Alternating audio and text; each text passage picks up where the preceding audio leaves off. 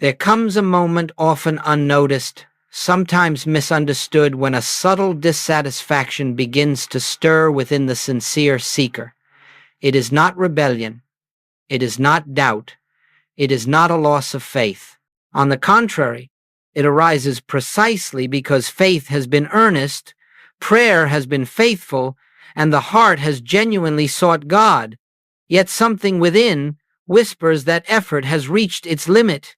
The soul, having traveled far on the path of seeking, begins to feel a holy weariness, not with God, but with striving. Many mistake this moment as spiritual failure. They assume they have not prayed enough, studied enough, surrendered enough. But this weariness is not a sign of distance from God. It is a sign of nearness. It is the soul's recognition that the answer it seeks cannot be reached by further effort. Come unto me, all ye that labor and are heavy laden, Jesus said, and I will give you rest.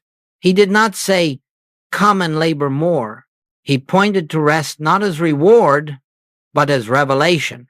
This dissatisfaction is quiet. It does not shout. It does not accuse. It does not demand. It simply makes itself known as a gentle sense that something essential has been missed. The seeker may still attend worship, still read scripture, still pray faithfully, yet there is an unspoken knowing that the life of God has not yet been fully realized as present.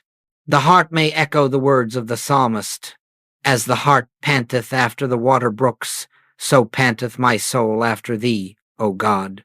And yet, even in that longing, there is the beginning of a deeper question. Why does the seeking itself feel incomplete? At this stage, the soul is not asking for more truth. It is asking for reality. It is no longer satisfied with second-hand understanding, inherited belief, or borrowed inspiration. The words of Scripture may still inspire, but they no longer quiet the inner ache. The seeker senses, often without being able to name it, that God must be nearer than prayer suggests, closer than worship implies, more intimate than belief has allowed. Be still and know that I am God. The call is not to more activity, but to stillness, because only in stillness can what is already present be recognized. This is the moment when the soul begins to outgrow the idea of God as something to be reached. The personal sense of I am seeking God begins to feel subtly false, not wrong, but incomplete. And this is important. The soul does not abandon God at this point. It abandons effort. It abandons strain. It abandons the belief that truth is attained by accumulation. Jesus spoke to this when he said, the kingdom of God cometh not with observation, for behold, the kingdom of God is within you. The dissatisfaction arises because the soul is beginning to remember where the kingdom has always been. Often, this stage is accompanied by silence, not forced silence, but natural. The seeker may find that words fall away in prayer. Requests feel unnecessary. Petitions feel misplaced. There may be moments where one simply sits without asking, without affirming, without denying, because something deeper is stirring. This is not emptiness. It is expectancy without demand. The prophet Habakkuk spoke from this place when he said, the Lord is in his holy temple. Let all the earth keep silence before him. Here, the soul begins to sense that the real obstacle has never been God's absence, but the assumption of separation. And yet, this realization is not yet clear. It is felt more than understood. The dissatisfaction is the soul's way of loosening its grip on the personal sense of identity that has been quietly managing the spiritual journey. The seeker has not yet seen the personal I as the veil, but the veil has begun to thin. This is the sacred threshold. Nothing dramatic occurs here. No visions, no voices, no declarations. Only a gentle inward turning. The seeker may still call themselves a seeker, but the heart is already being prepared for a different discovery, a discovery not of something new, but of something so intimate, so immediate, that it has been overlooked. In Him, we live and move and have our being. These words begin to feel less like poetry and more like fact. And so, if you recognize this quiet dissatisfaction within yourself, do not attempt to fix it. Do not cover it with more effort. Do not interpret it as lack. It is the soul's readiness to move beyond seeking into recognition. It is the first sign that the personal I is nearing the end of its role as spiritual doer. Something greater is about to be revealed, not added, not achieved, not earned, but uncovered. This dissatisfaction is grace. It is the gentle hand of God loosening the seeker's grip on effort, preparing the way for a revelation that cannot come through striving. And in this still, unannounced moment, the soul stands unknowingly at the edge of its most liberating discovery. As this quiet dissatisfaction deepens, something extraordinary begins to occur, though it may not yet be recognized as such. The soul, having exhausted outer forms and inner effort, begins to turn not outward, not upward, but inward toward the very sense of I that has been seeking. And here, gently, without judgment or criticism, a profound discovery waits. The final veil between consciousness and God is not sin, not fear, not ignorance. It is the personal sense of I itself. This must be understood carefully, for there is great misunderstanding here. The personal I is not the body. It is not the human personality with its name, history, talents, and limitations. These are appearances. The personal I is the belief that this appearance is the doer, the thinker, the seeker, the one living life. It is the assumption, so subtle it often goes unquestioned, that there is a separate entity here who must pray, must seek, must achieve God, must manage life, must carry responsibility for existence. This personal I is not evil. It is not something to be fought or condemned. It has served a purpose. It is the sense of identity through which humanity learned, grew, struggled, and matured. But there comes a moment inevitable for every soul when this sense of authorship becomes a limitation rather than a support. The very I that once sought God faithfully now stands as the final barrier to recognition. Even spiritual life, sincere and devoted, often strengthens this personal sense without realizing it. I am praying. I am surrendering. I am trying to trust God. These statements sound humble, but they quietly place a personal self at the center of the divine relationship. They assume a seeker here and a God there, and as long as this assumption remains, the experience of separation must continue, no matter how refined the belief. Jesus spoke from a consciousness entirely free of this personal sense. That is why his words carry such depth when truly heard. Why callest thou me good? There is none good but one, that is, God. He was not deflecting praise. He was revealing identity. Again and again, he refused to take personal ownership of the divine action. The Father that dwelleth in me, he doeth the works. In that statement, the personal I disappears. What remains is divine authorship.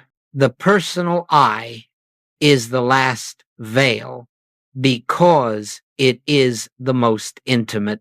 One may give up beliefs, habits, attachments, even self-image, yet still hold tightly, though unconsciously, to the sense of being the one who is living, choosing, directing, and striving. This is why the end of personal sense feels so radical to human thought. The mind fears that without this I, something essential will be lost. But what is lost is only the illusion of separation. What remains is life itself. Scripture points to this more often than is recognized. I live, yet not I, but Christ liveth in me. This is not poetry. It is revelation. Paul was not describing moral improvement or religious devotion. He was describing the dissolution of personal authorship.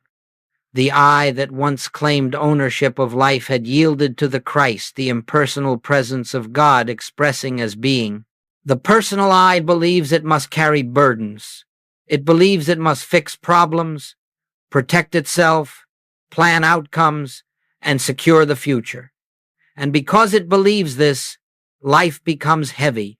Jesus addressed this directly when he said, "Take no thought for your life, for your Father knoweth what things ye have need of." This was not advice for better living. It was a disclosure of a different identity, one in which life is not managed personally, but lived divinely. As long as the personal I remains unquestioned, fear remains inevitable. Fear is not caused by circumstances, it is caused by personal authorship. A self that believes it must survive, succeed, and control will always fear loss. But when the personal I begins to loosen its grip, fear begins to fade, not because conditions change, but because identity does. This is why the soul's dissatisfaction could not be resolved by more effort. Effort belongs to the personal I. The soul was not asking for better effort. It was preparing for release. The discovery that lies ahead is not how to improve the personal self, but how to see that the personal self was never the source of life to begin with. Before Abraham was, I am. Not I was, not I became. I am eternal, impersonal presence. At this stage, the seeker does not yet abandon the personal I. That comes later, naturally, gently, without force, but awareness begins to notice it. One begins to see how often the word I is used, how quickly it attaches itself to conditions, roles, fears, desires. And in this noticing, without effort or judgment, the veil begins to thin. The personal I is the last veil because it is the most convincing. It feels like you. And yet, the moment awareness turns toward it, a deeper question arises, one that cannot be answered by the mind. Who is the I that is aware of this personal self? That question does not seek an answer. It prepares the way for silence. And in that silence, the personal I will eventually be seen not as identity, but as appearance. This is not the end yet. It is the approach. The soul has now been brought to the threshold where the personal sense can no longer satisfy, yet has not fully dissolved. What follows is not an act of will, but a moment of grace, a moment when something deeper begins to live itself, and the personal I quietly steps aside.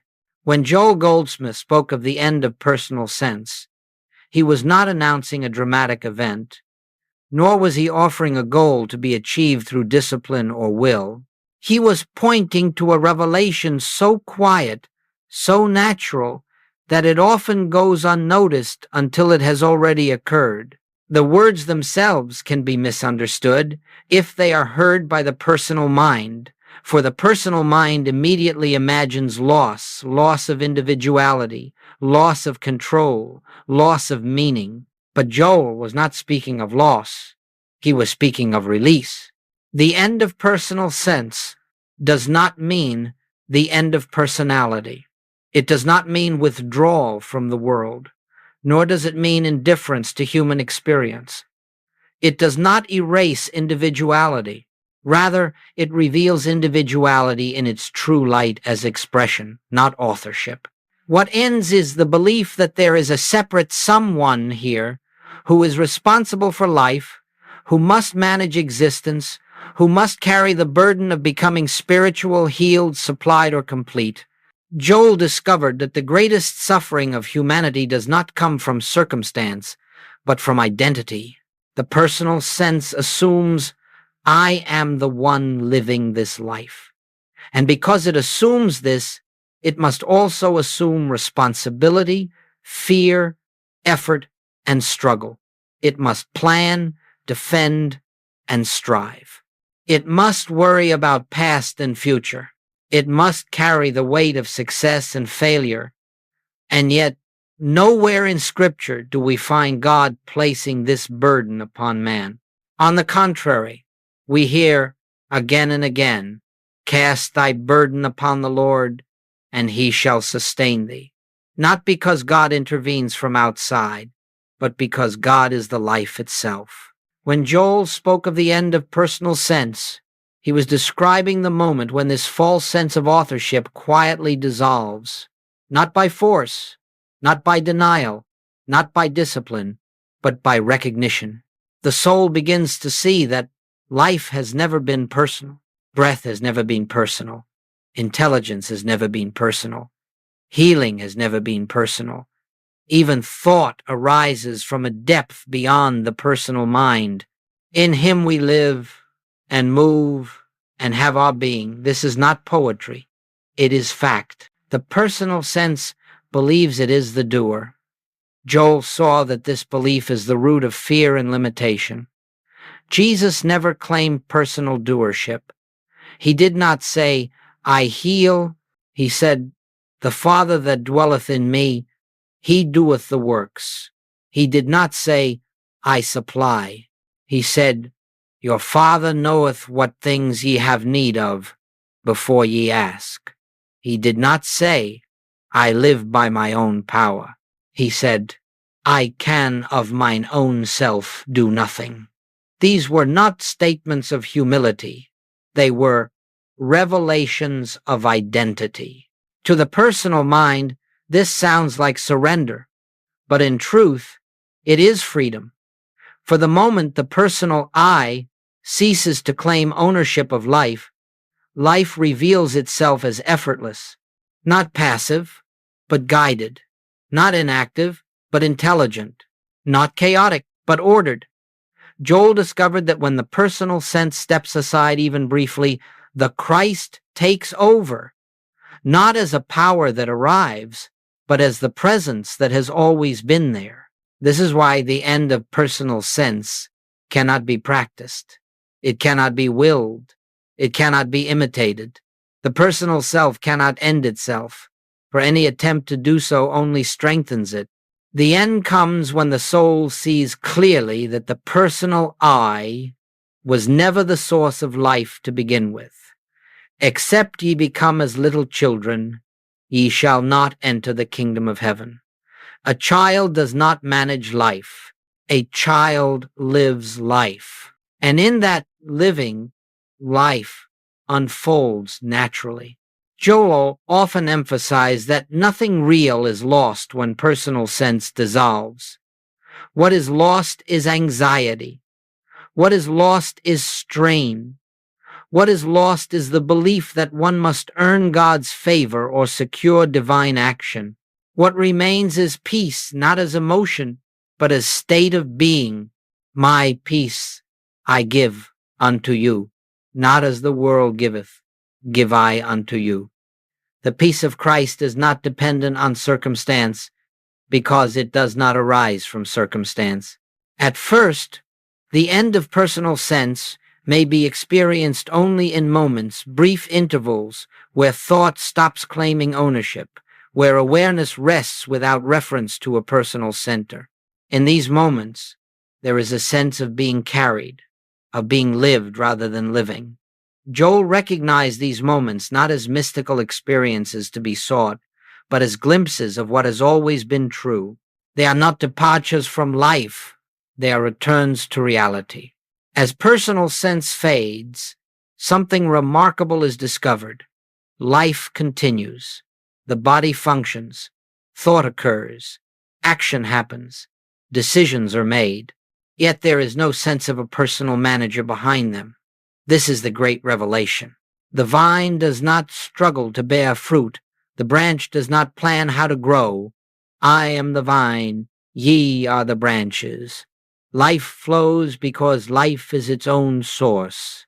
This is why Joel called this the end of personal sense, not the end of life, but the end of false identity. And this end does not come with drama. It comes with relief. It comes with quiet joy. It comes with a deep inner assurance that one is no longer alone in existence because one never was. The Christ, the impersonal presence of God, has always been the life. The personal I was only the belief that obscured this truth.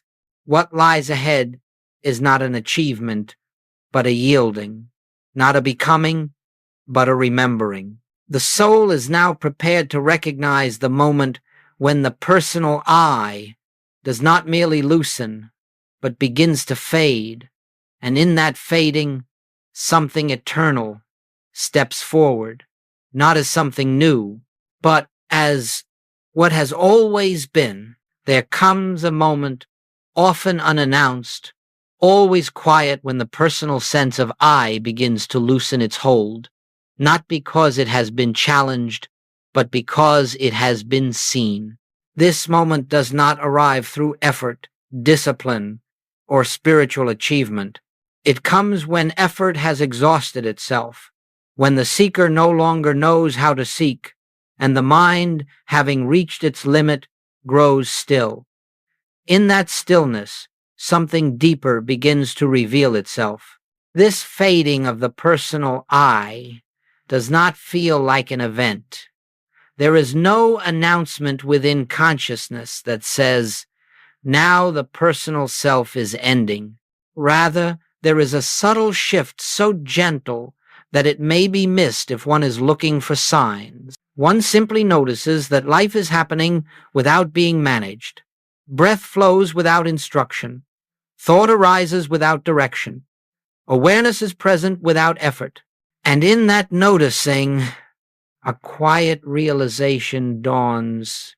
I am not doing this.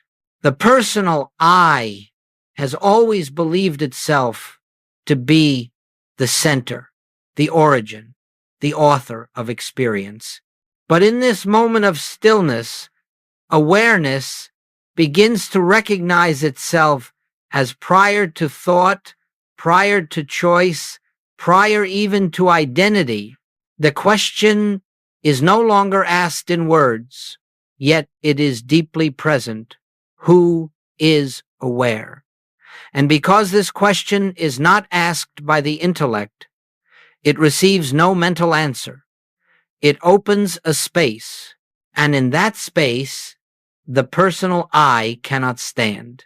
Scripture points to this moment again and again, though it is often read too quickly. Not by might, nor by power, but by my Spirit, saith the Lord. The fading of the personal I is not an act of might. It is not power exerted by the will. It is the yielding of attention from effort to presence. It is the soul discovering that it has been standing on holy ground all along. At first, this fading may occur only briefly, perhaps in prayer when words fall away, perhaps in silence when no thought demands attention, perhaps in a moment of deep listening when awareness rests without direction. In these moments, there is no sense of I am doing this. There is only being. And in that being, there is peace, not as an emotion, but as a natural state. Peace, be still, Jesus said. He was not speaking to the sea. He was revealing the nature of consciousness when personal sense is absent. The personal I fades not because it is removed, but because it is no longer believed. It is seen as a habit of thought, a pattern of identification, rather than the truth of being. And when belief withdraws, the structure collapses quietly without resistance. There is no battle here. Truth does not fight illusion, it reveals it. Light does not destroy darkness, it exposes it. As this fading begins, fear loses its foundation. Fear requires a personal center to threaten, a self to protect, a future to control. But when awareness rests as presence rather than person, fear has no place to attach. This is why Jesus could say, "Be not afraid," not as comfort, but as description. In the presence of God, fear cannot arise, because God is not a person who can be harmed. The mind may attempt to reassert itself at this stage. It may ask, "What is happening? Am I doing this right? How do I stay here?"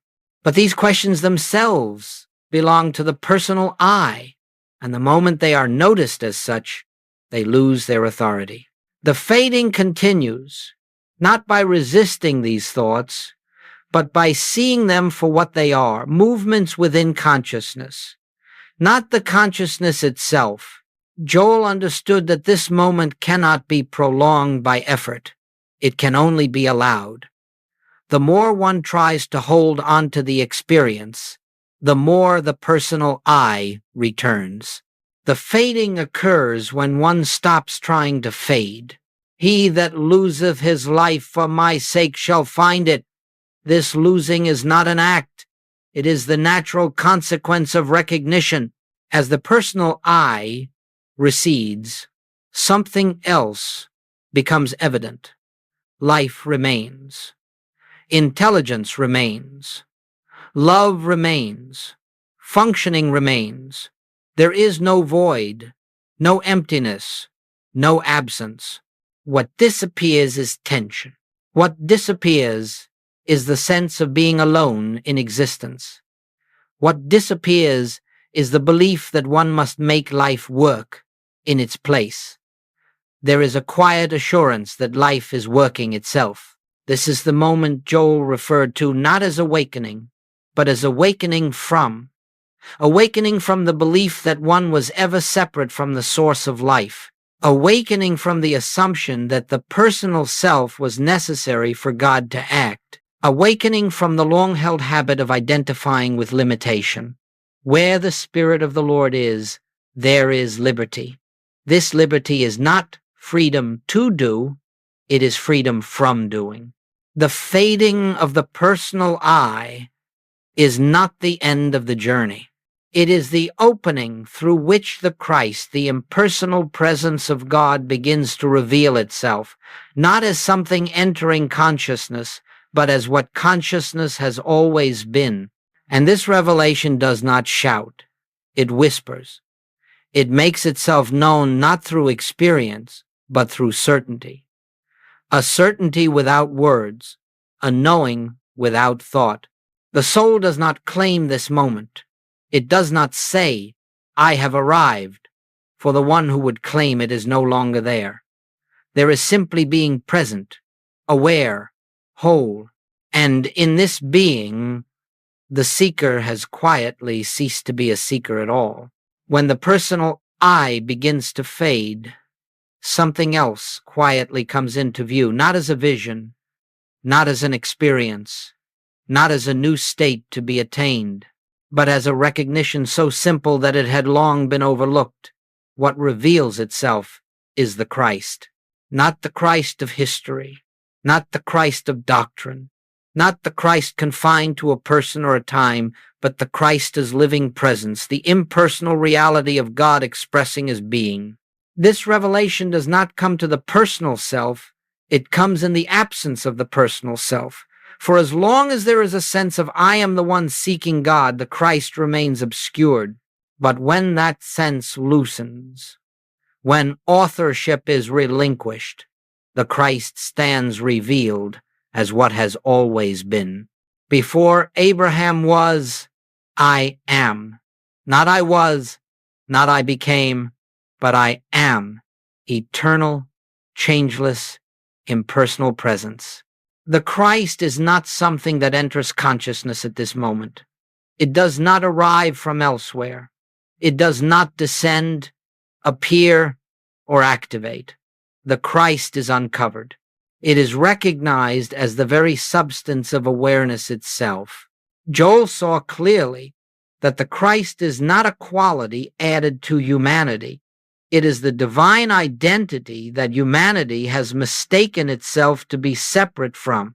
And in this recognition, the long search ends not because the goal has been reached, but because the seeker has dissolved. This is why Jesus never spoke of the Christ as a possession. He did not say, "I have the Christ." He spoke as the Christ. "I and the Father are one." These words were not claims of superiority. They were revelations of identity. He was not elevating himself above humanity. He was revealing what is true of all being when personal sense is absent, that they all may be one, as thou, Father, art in me, and I in thee. The Christ is impersonal. This must be understood deeply, for the personal mind resists it. The mind wants a God with preference, a Christ who chooses, blesses, withholds, rewards. But the Christ that reveals itself when personal sense fades is free of human attributes. It does not act upon you, it acts as you. It does not guide from outside, it unfolds from within. It does not intervene, it expresses. Joel discovered that when the Christ reveals itself, life is no longer lived from need. Prayer ceases to be request and becomes recognition. Healing ceases to be an effort to change conditions and becomes the realization that the Christ is never conditioned. Supply ceases to be something sought and is revealed as the infinite nature of being itself. The Lord is my shepherd, I shall not want. Not because God provides from afar, but because God is the life that knows no lack. The Christ reveals itself as peace, but not the peace of circumstances. It is the peace which passeth all understanding, because it does not arise from thought. It is the peace of identity, the certainty that being is whole. In this presence, there is no struggle to forgive, because there is no personal center to be offended. There is no effort to love, because love is the nature of the Christ itself. There is no fear of loss, because the Christ cannot be diminished. When this impersonal Christ reveals itself, there is a profound shift in perception. The world is no longer encountered as something happening to you. It is seen as something arising within consciousness. People are no longer separate entities acting upon you. They are expressions of the same life, appearing in different forms. Circumstances are no longer interpreted as threats or rewards. They are movements within the one presence. Judge not according to the appearance, but judge righteous judgment. Righteous judgment is seeing from the Christ, not from the personal self. Joel emphasized that this revelation is not mystical in the sense of being extraordinary. It is mystical only because it is misunderstood. In truth, it is the most natural recognition possible. The unnatural state has been the belief in separation. The Christ is simply what remains when that belief dissolves. In the beginning was the Word, and the Word was God. The Word is not language, it is being. It is the living presence that speaks itself as existence. The personal mind may still arise after this recognition. Thoughts may still appear, human emotions may still pass through, but they are no longer owned. They are seen as movements on the surface of consciousness, not definitions of identity. The Christ remains untouched by them. They shall come nigh thee, but shall not come unto thee. This is not protection from experience. It is freedom from identification. The impersonal Christ does not make life dramatic. It makes life simple. There is a deep sense of rightness, of order, of quiet joy that does not depend on outcome. Decisions arise without anxiety. Action flows without strain. Silence becomes familiar, not empty. One begins to understand why Jesus withdrew so often into solitude, not to escape life, but to rest in the awareness from which life flows. This is the Christ Joel discovered not as doctrine, not as theology, but as living reality. A reality that cannot be claimed by a person because it erases the very sense of personal ownership. A reality that belongs to no one and expresses through anyone who becomes still enough to let it be. It is not ye that speak, but the Spirit of your Father which speaketh in you. The Christ does not announce itself. It does not say, I am here. It reveals itself as the absence of strain, the end of seeking, the quiet certainty of being. And once recognized, even faintly, it cannot be forgotten, for it is not something known by the mind, it is what the mind itself arises from. When the Christ reveals itself as impersonal presence, something quietly but irrevocably changes in the inner life. Effort begins to fall away, not because one decides to stop striving, but because striving is seen to have no place in truth. Effort belongs to the personal sense of identity. It arises from the belief that something is missing, that something must be attained, that something must be fixed or improved. But when truth is recognized, lack is exposed as illusion, and effort has nothing left to accomplish. Joel understood that effort is always the activity of a seeker who believes himself separate from what he seeks. As long as there is a sense of distance between oneself and God, effort feels necessary. Prayer becomes petition, meditation becomes discipline, spiritual life becomes a task. But when the Christ is recognized as the very life that is living you, the foundation of effort collapses. One does not strive to become what one already is. Jesus never taught effort as a path to God. His words were consistently invitations into rest. Take my yoke upon you, and ye shall find rest unto your souls. A yoke implies union, not labor. It implies that life is already being carried, already directed, already sustained. The soul that recognizes this no longer struggles to align with God. It discovers that it has never been out of alignment. My Father worketh hitherto, and I work. The work is God's, not personal. Effort ends because truth is not achieved, it is acknowledged. This is a crucial distinction. Effort attempts to make something true. Recognition allows what is true to be seen. The personal mind cannot understand this because it is conditioned to equate value with activity.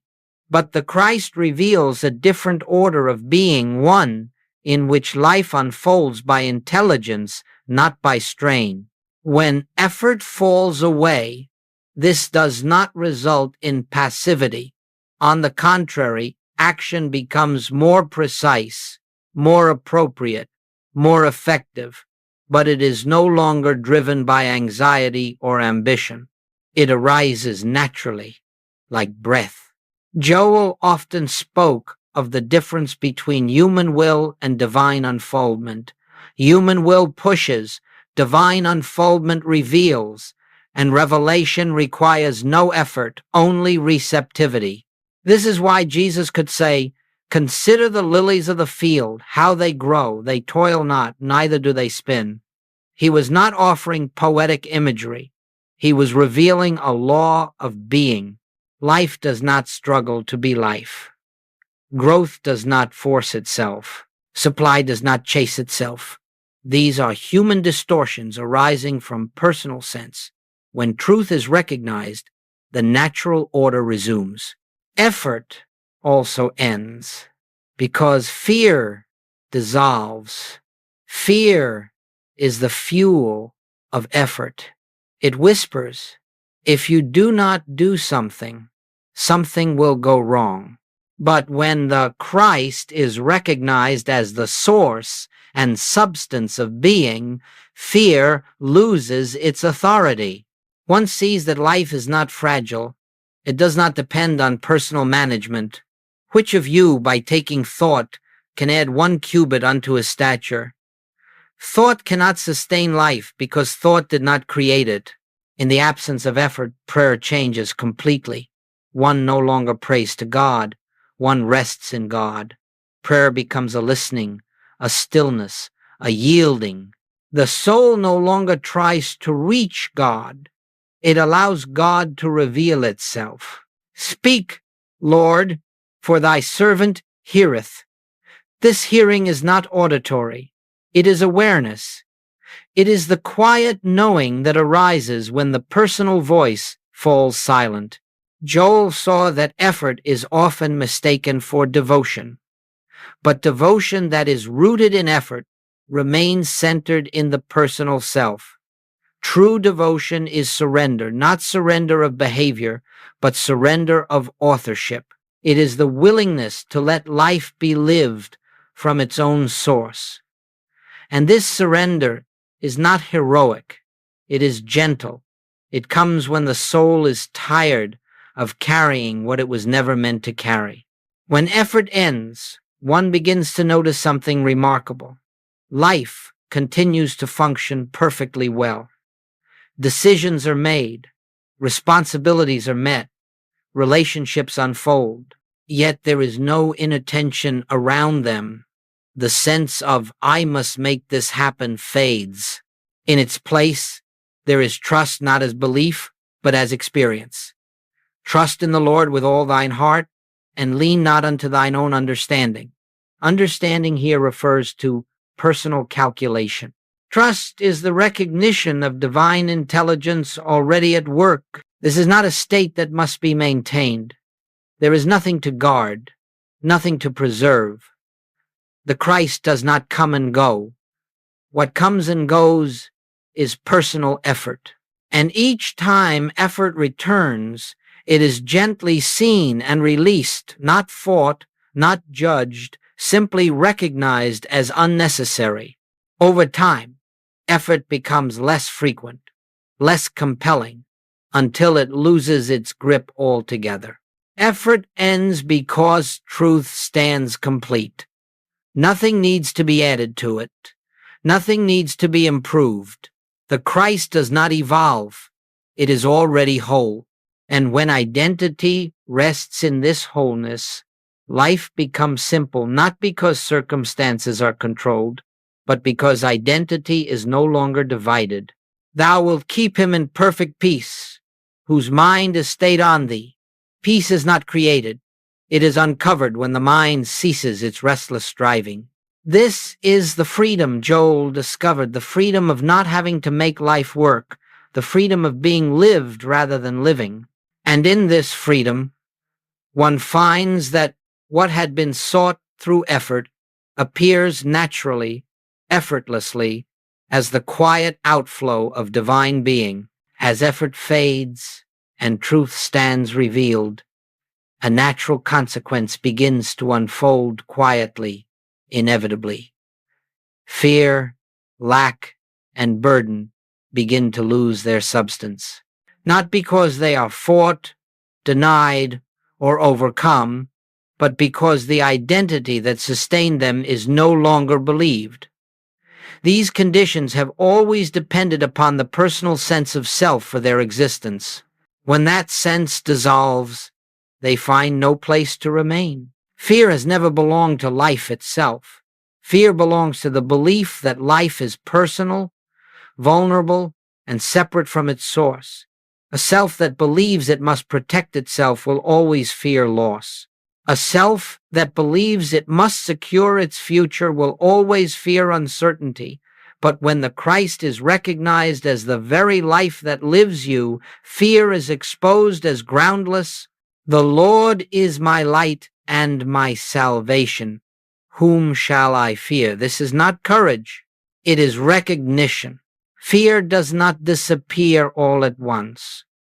At first, it may still arise as a habit, a reflex of old identification, but it no longer has authority. It is seen rather than obeyed.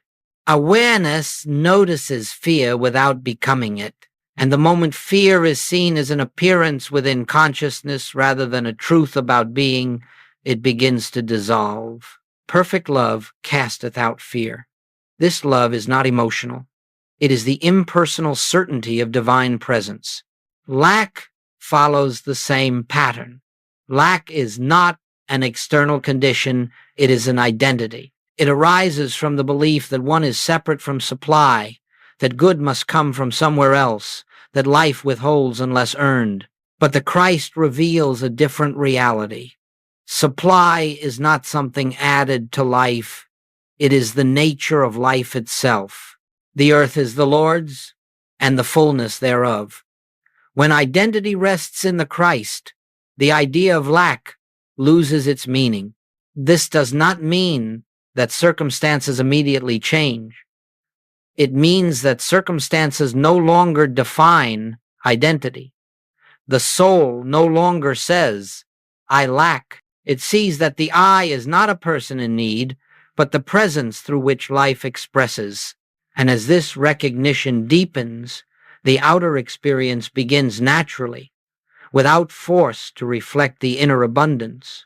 Joel often said that supply appears when we stop looking for it personally and allow it to reveal itself impersonally. Burden is perhaps the most persistent of all, because it wears the disguise of responsibility.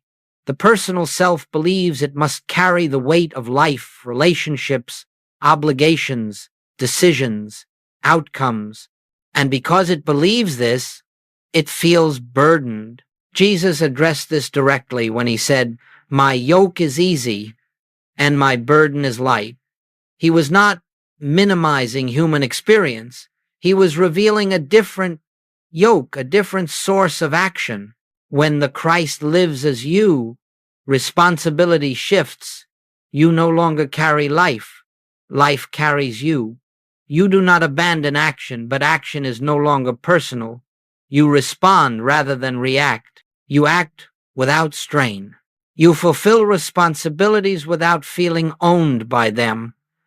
The burden dissolves because the sense of personal ownership dissolves. Cast thy care upon him, for he careth for you. This casting is not an act of will. It is the natural result of recognition. As fear, lack, and burden fade, something else becomes evident, a deep inner stability that does not depend on conditions. The world may still present challenges. Situations may still arise that would once have triggered anxiety, but they no longer penetrate to the center of being. 1,000 shall fall at thy side, but it shall not come nigh thee. This is not protection from experience. It is freedom from identification. The disappearance of these conditions does not make one indifferent or detached from life. On the contrary, it allows life to be met with clarity and compassion. One becomes more present, more attentive, more responsive, but there is no inner weight. No sense of this should not be happening to me. No resistance to what appears. Acceptance is not resignation. It is alignment with what is. Joel discovered that healing often occurs most naturally at this stage, not because one seeks it, but because the belief that sustained illness dissolves. Illness has always depended upon identification with the body and personal mind. When identity rests in the Christ, the body is no longer the self. It is the instrument, and the Christ being whole expresses wholeness naturally. Beloved, I wish above all things that thou mayest prosper and be in health. This is not a request. It is a statement of divine nature. The disappearance of fear, lack, and burden is not dramatic. It is quiet. One day, you simply notice that something that once troubled you no longer does. Something that once felt heavy now feels neutral. Something that once caused anxiety now passes through awareness without disturbance. There is no announcement of victory. There is only relief. This relief is not emotional happiness. It is the absence of tension. It is the absence of resistance. It is the freedom of not having to be someone who must manage life. And in this freedom, the Christ continues to unfold itself not as an experience, but as the natural state of being. The soul begins to understand, not intellectually, but inwardly, why Jesus could sleep in the boat while the storm raged. The storm did not disturb him because it did not define him. The Christ within is never threatened by appearances. And when this is recognized, even faintly, the storm loses its power, not always to cease, but to disturb. When fear, lack, and burden fall away, the soul begins to discover a way of living that is entirely different from what it once assumed was necessary. Life continues, yet it is no longer driven by a personal author. There is action without anxiety, movement without strain, decision without inner conflict. One begins to live without the constant sense that I must make life happen. This is not something that is learned. It is something that is noticed. Life reveals itself as self-operating. Thoughts arise, but they are not claimed. Actions occur, but they are not owned. Words are spoken, but they are not rehearsed. The personal I no longer stands at the center directing experience. It has quietly stepped aside, and in its place, something deeper is living itself. Joel understood this as divine unfoldment, not a plan imposed from above, not a destiny enforced by will, but the natural movement of intelligence expressing as form. It is God which worketh in you both to will and to do of his good pleasure. This is not a metaphor. It is a statement of fact. The will that moves life is not personal, it is divine. And when this is recognized, resistance dissolves. Living without a personal author does not mean that individuality disappears. On the contrary, individuality becomes more authentic. Personality is no longer strained by self-consciousness. It is no longer burdened by comparison or self-protection. It expresses freely, creatively, uniquely, without trying to be anything. The personal self had always tried to be something. The Christ simply is. In this state, one no longer asks, "What should I do?" The question dissolves because action arises naturally from awareness. One no longer tries to control outcomes because outcomes are no longer personal achievements or failures. One no longer fears making mistakes because there is no personal image to defend. The steps of a good man are ordered by the Lord. Ordered does not mean dictated. It means aligned. This way of living is not passive. It is profoundly alive, but it is free of inner commentary. There is no constant evaluation of experience, no measuring of success, no replaying of past decisions. Life is met as it appears, responded to as needed, and released as it passes. This is what Jesus meant when he said, "Take therefore no thought for the morrow." He was not discouraging care. He was revealing trust in divine order.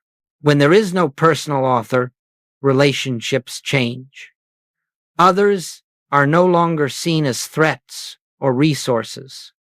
They are seen as expressions of the same life. There is less judgment, not because one tries to be compassionate, but because separation is no longer believed.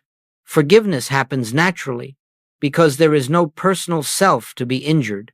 Love flows without effort because love is the nature of the Christ. Work changes as well.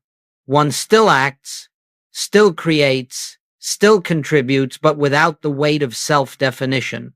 Work is no longer a means of proving worth or securing identity. It becomes an expression of life moving through form.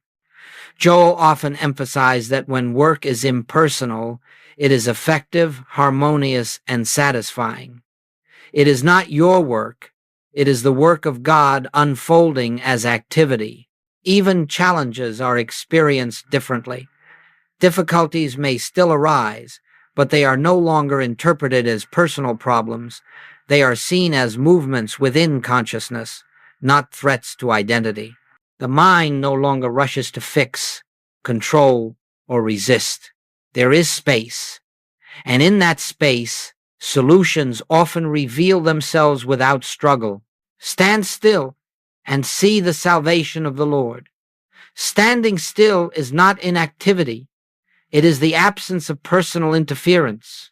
Living without a personal author brings a deep sense of trust, not trust in something, but trust as something. Trust becomes the natural state of being when one is no longer trying to manage life from a limited center. One feels carried, guided, sustained, not emotionally, but existentially. The question, am I safe, no longer arises, because safety is no longer sought in circumstances. It is recognized as inherent in being. This way of living does not make one extraordinary. It makes one ordinary in the truest sense. One eats, works, rests, speaks, listens, without spiritual self-consciousness. The Christ does not seek recognition. It does not announce itself. It lives quietly, naturally, invisibly. When thou doest alms, let not thy left hand know what thy right hand doeth. This is not moral instruction. It is a description of impersonal action. Over time, the absence of a personal author becomes so natural that one forgets there was ever another way to live. The strain of self-management fades into memory. The constant inner dialogue quiets. Life feels simple not because it is controlled, but because it is no longer resisted. And in this simplicity, there is joy, not excitement, but a steady, quiet gladness that arises for no reason. This is not the end. It is the beginning of a deeper embodiment. For when life is no longer lived by a person, it begins to live fully as the Christ, and what follows is not effort, not discipline, not practice, but a natural unfolding in which truth moves from recognition into lived reality.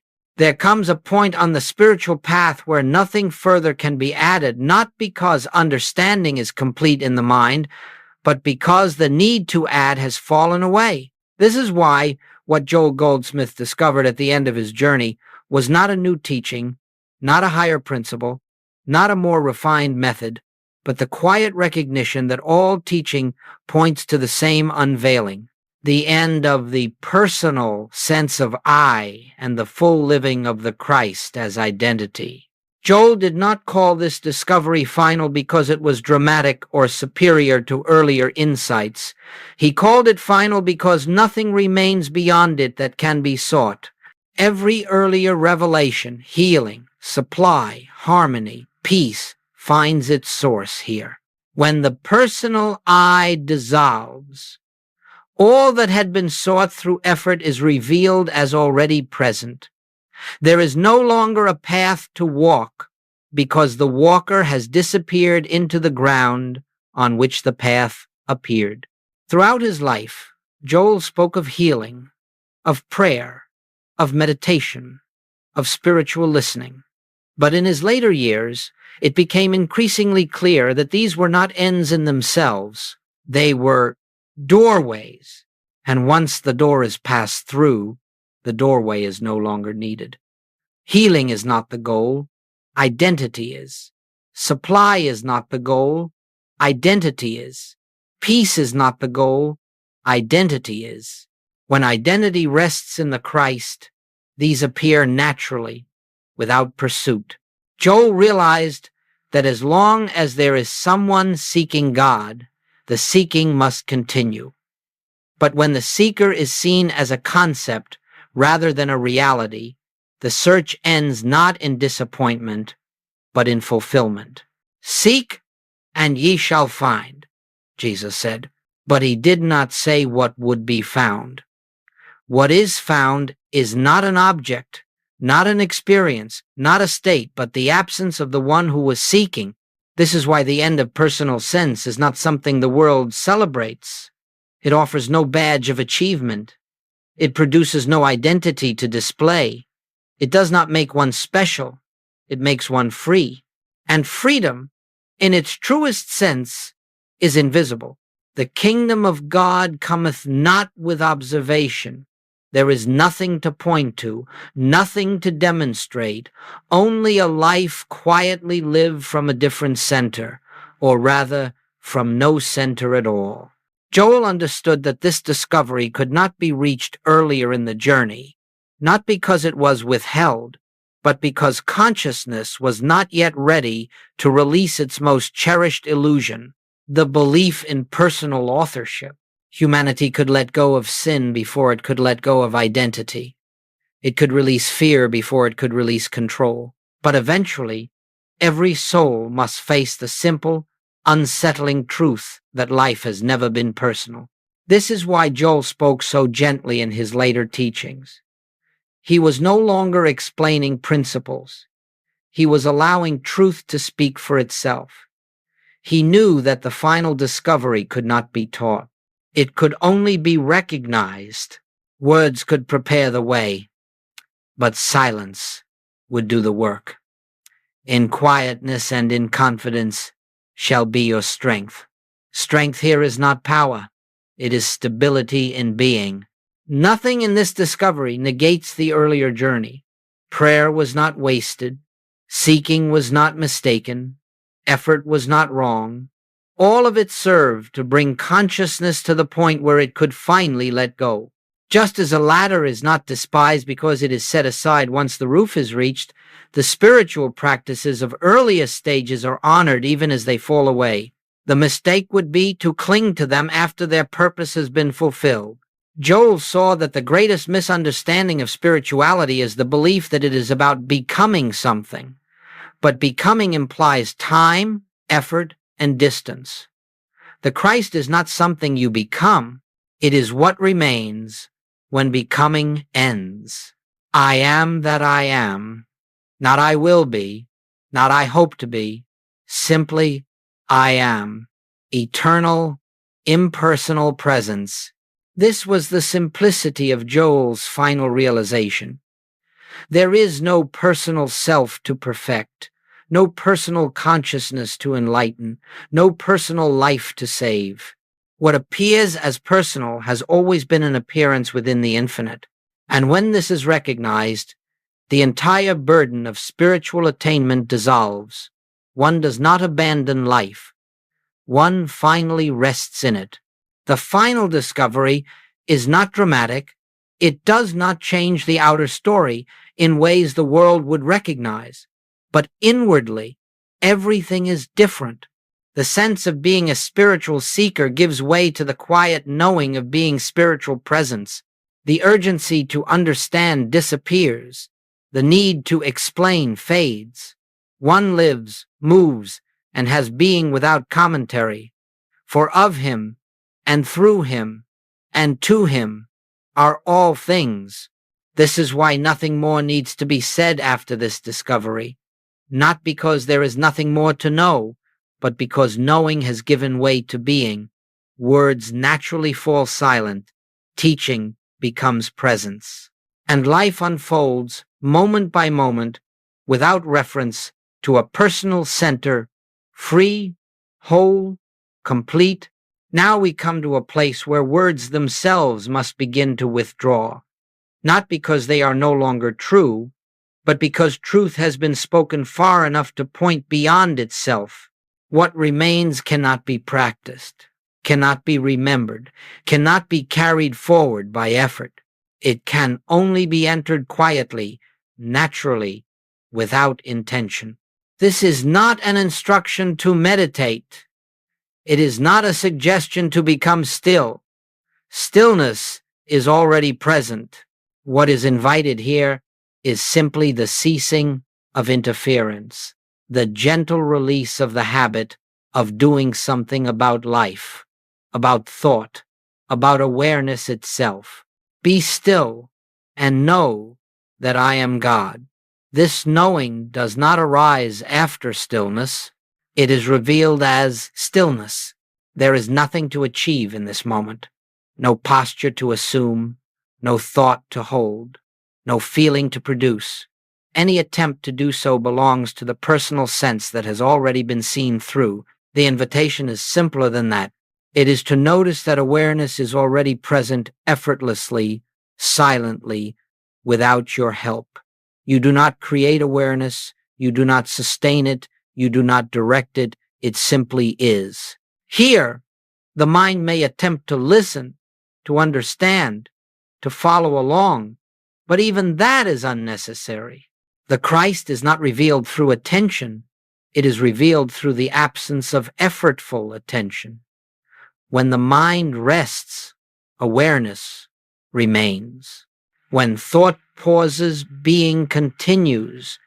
When personal identity quiets, life does not disappear, it becomes evident. This stillness is not emptiness. It is fullness without form. It is the quiet background in which all sound appears. It is the unmoving presence in which all movement occurs.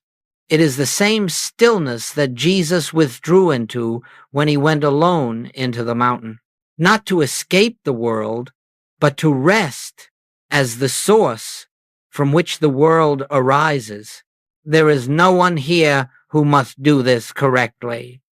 There is no right way to enter stillness, because stillness is not entered, it is recognized.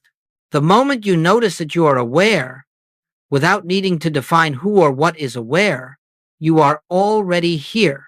The Christ does not arrive later.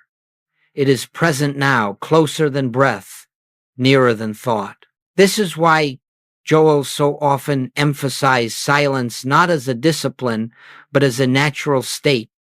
Silence is not the absence of noise. It is the absence of personal commentary. It is the quiet in which life speaks itself. The Lord is in his holy temple. Let all the earth keep silence before him. The holy temple is not a place. It is consciousness itself. In this stillness, nothing is asked of you. You are not required to let go of thoughts. Thoughts will come and go. You are not required to feel peace. Peace is already present as the nature of being. You are not required to trust. Trust is inherent when there is no personal center trying to control. Simply rest without effort in the awareness that is already here. This resting is not something you do. It happens when doing ceases. It is the same resting that occurs just before sleep, when the day's concerns lose their urgency and identity loosens without resistance. But here, awareness remains awake. This is not unconsciousness. It is conscious being without self-definition. In this stillness, the Christ is not experienced as an object. It is not perceived. It is what perceives. It is not something you are aware of. It is the awareness itself.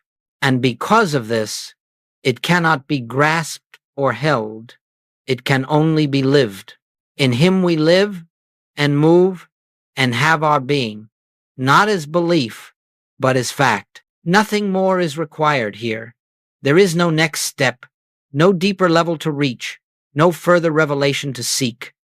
The stillness does not lead somewhere else. It is the ground.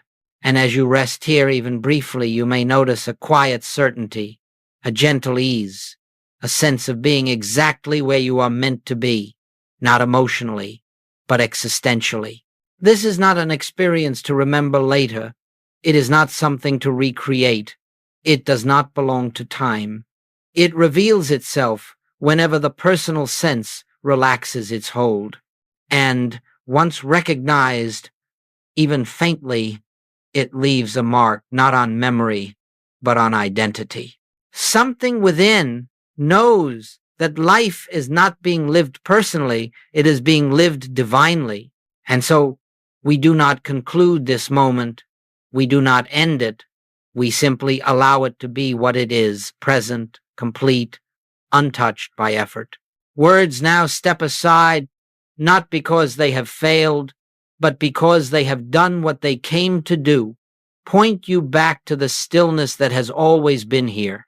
When stillness is recognized not as a state to enter, but as the ground of being, something becomes unmistakably clear.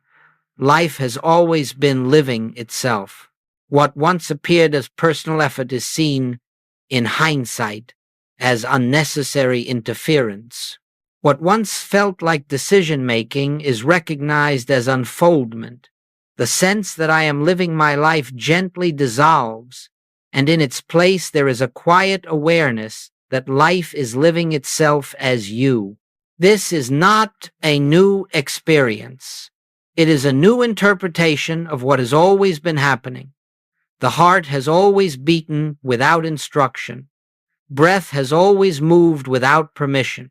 Intelligence has always coordinated the body, the mind, the environment, without consulting the personal self.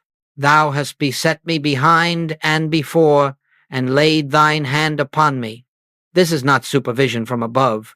It is the intimacy of life itself. The life that lives itself does not announce its presence. It does not say, "Now I am guiding you." It simply unfolds. You may find yourself saying the right words without planning them, taking the right steps without calculating them, resting when rest is needed and acting when action is required. There is no sense of "I chose this wisely." There is only the quiet recognition that what needed to happen, happened. This does not make life mechanical or impersonal in the human sense. On the contrary, it brings a deeper warmth, a gentler intelligence, a more responsive sensitivity to each moment. But this responsiveness does not arise from vigilance. It arises from availability. The personal self no longer stands between life and its expression. "Here am I, send me." This is not a personal declaration. It is the readiness of consciousness to be lived. As the life that lives itself becomes evident, self-concern fades. One no longer watches oneself living. One no longer evaluates each thought, emotion, or action. Life flows forward without commentary. There is a sense of ease, not because circumstances are perfect, but because identity is no longer invested in controlling them. Let this mind be in you which was also in Christ Jesus. This mind is not a way of thinking. It is the absence of personal thinking. In this way of being, even mistakes lose their sting. There is no personal failure to defend against, no image to repair. What appears as error is simply another movement in consciousness, quickly corrected by the same intelligence that guides all things. Regret has no foothold, because there is no personal past to relive. Anticipation loses its urgency, because there is no personal future to secure. Life unfolds now, and now is enough. Joel often spoke of this as divine government, not a rule imposed upon life, but the natural order of being when personal sense no longer governs. Divine government does not plan, it reveals. It does not control, it harmonizes. And when it is recognized, one stops asking for direction and begins to notice that direction has always been present. The Lord shall guide thee continually, not occasionally, continually. In this living, prayer becomes wordless. Gratitude arises without object. Love flows without condition. One does not feel holy, spiritual, or enlightened. One feels normal, perhaps more normal than ever before. The tension that once accompanied identity is gone. Life feels lighter, simpler, quieter, not empty full, but full without weight. This is why the Christ does not draw attention to itself. It does not seek expression. It is expression. It does not need recognition. It is recognition. And as this life lives itself, the world may or may not notice. That is of no importance. The Christ is not concerned with impact. It is concerned only with being what it is. The life that lives itself does not withdraw from the world. It meets the world without fear. It engages without attachment. It loves without possession. It serves without sacrifice. Freely ye have received, freely give. There is no sense of giving something personal. What flows through you was never yours to begin with.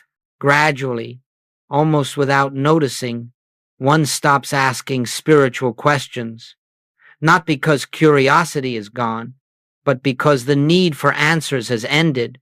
Life itself is the answer. Each moment reveals exactly what is required and nothing more. There is a deep trust, not in outcomes, not in beliefs, but in being itself. This is not a state to maintain. There is nothing to hold. There is no danger of losing it because there is no personal owner to lose it. The Christ does not come and go. Only attention wanders. And each time attention returns to stillness, to presence, to the simple fact of being, the truth stands revealed again, unchanged, untouched. And so life continues. Days unfold. Experiences arise and pass. But beneath it all, there is a quiet knowing that nothing essential is at stake. Life is not a problem to be solved. It is a mystery to be lived, and it is living itself now, as always. And now there is nothing further to say, not because the subject has been exhausted, but because it has returned to its source. Truth does not end, it rests. What has been spoken has not been offered as knowledge to remember, but as a gentle turning inward back to the awareness that has been present from the beginning. There is no conclusion to draw, no lesson to apply, no direction to take from here. Any attempt to do so would return us to the personal sense that believes something must follow. But what has been revealed does not lead onward. It stands here complete, sufficient, whole. I am Alpha and Omega, the beginning and the ending. Truth begins nowhere and ends nowhere because it has never been absent.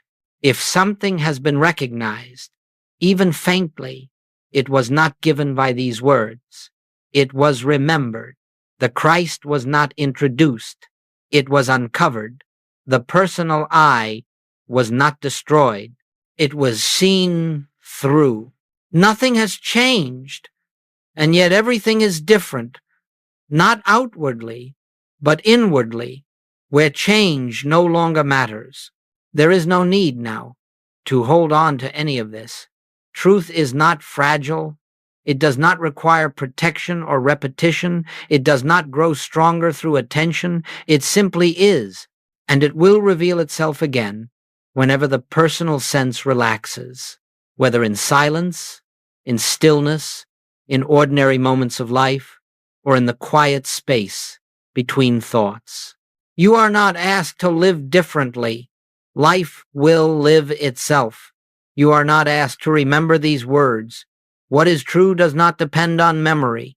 You are not asked to become the Christ. The Christ has always been the life that is living you. Know ye not that ye are the temple of God, and that the Spirit of God dwelleth in you? This dwelling is not conditional. It has never been earned, and it cannot be lost. And so, we do not end with instruction. We do not end with affirmation. We do not end with prayer.